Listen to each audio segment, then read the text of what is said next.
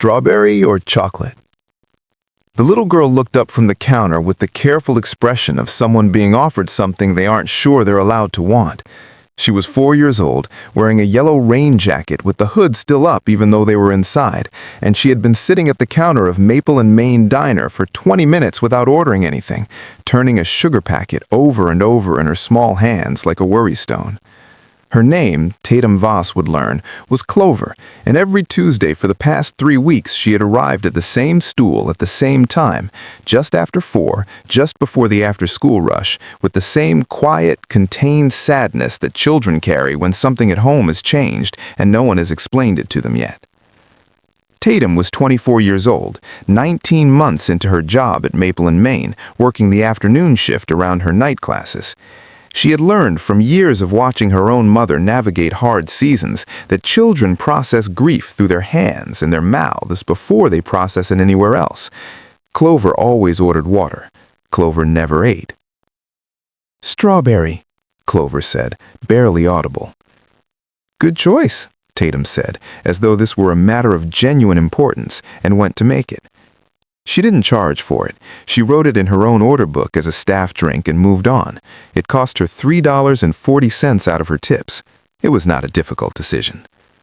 When she set it down, Clover looked at the glass for a long moment, the pale pink, the paper straw, the single maraschino cherry balanced on top because Tatum had added it without thinking.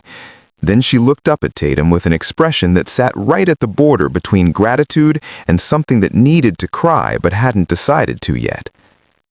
"My mom used to get me these," she said. Tatum kept her face steady. "Then it's a good thing to keep having them," she said gently. Clover drank the milkshake in small, careful sips, and when she was done, she folded the paper straw wrapper into a very small square and left it on the counter like a thank you note written in a language only she knew. Then she slid off the stool, pulled her yellow hood back up, and walked out through the glass door. Tatum watched her go and felt the particular ache of a kindness offered into an absence you can't fill. She came back the next Tuesday, and the one after, always 4 o'clock, always the yellow jacket, always strawberry, though once she asked if they had vanilla, and Tatum made a note to have it ready the following week just in case.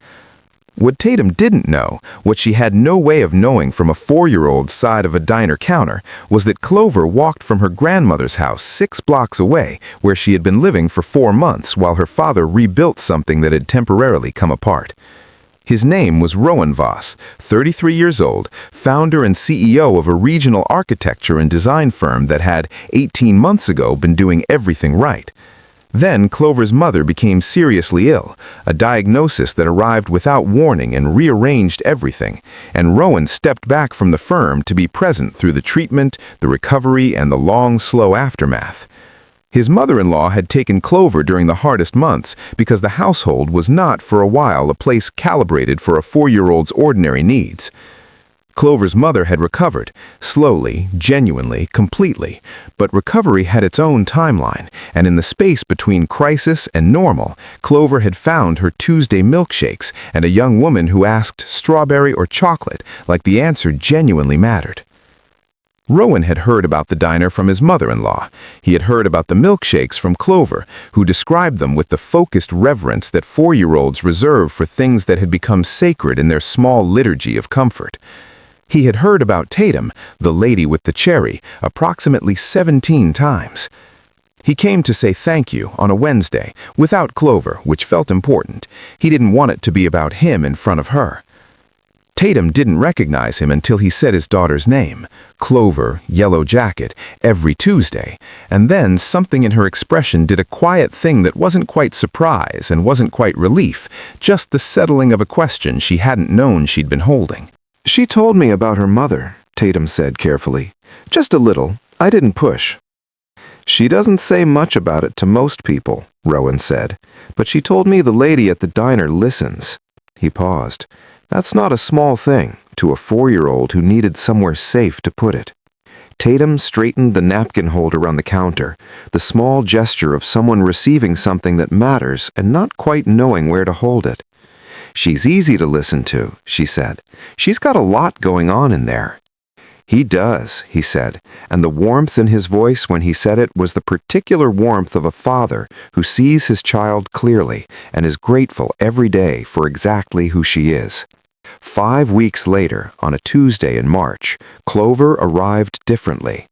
Not in the yellow jacket and a navy coat with brass buttons, her hair done properly, her small shoes clean, and outside the diner's window, where there was usually nothing but the parking meter and the oak tree, there was a black car with a driver standing beside it, hands folded, patient. Tatum looked at the car, then at Clover climbing onto her usual stool with her usual gravity, then at the man coming through the door behind her, Rowan, in a good coat, carrying something wrapped in brown paper. Clover looked at Tatum with the full, serious attention of someone about to say something they have been preparing. "We came to bring you something, because you always bring me something." Tatum looked at the wrapped package that Rowan set carefully on the counter. Inside was a framed photograph, a small watercolor-style print of a diner, counter, a milkshake, a yellow rain jacket, a maraschino cherry. Rowan had commissioned it from an artist friend. Clover had told him exactly what to ask for. Beneath the frame, a card in Clover's printing, uneven, sincere, magnificent. "Thank you for the cherries. Love, Clover." Tatum stood at the counter of Maple and Main on a Tuesday afternoon with a framed picture and a child's misspelled gratitude and felt something move through her that had no better name than full. "The cherries were my favorite part too," she said finally. Clover nodded seriously. "I know, that's why I told him to put them in the picture." Rowan watched his daughter explain the painting to Tatum with complete authority and felt for the first time in 18 difficult months like a man standing on the right side of something. Some Tuesdays hold more than they appear to. Sometimes a milkshake is just a milkshake, and sometimes it is the thing a small person carries home and holds on to until the world finds its way back to steady. Give the cherry. Add the extra kindness that wasn't required. You never know which small Tuesday gesture is holding someone's whole week together. If this story touched your heart, please like, share, subscribe, and comment. Let's spread more stories of kindness and hope together.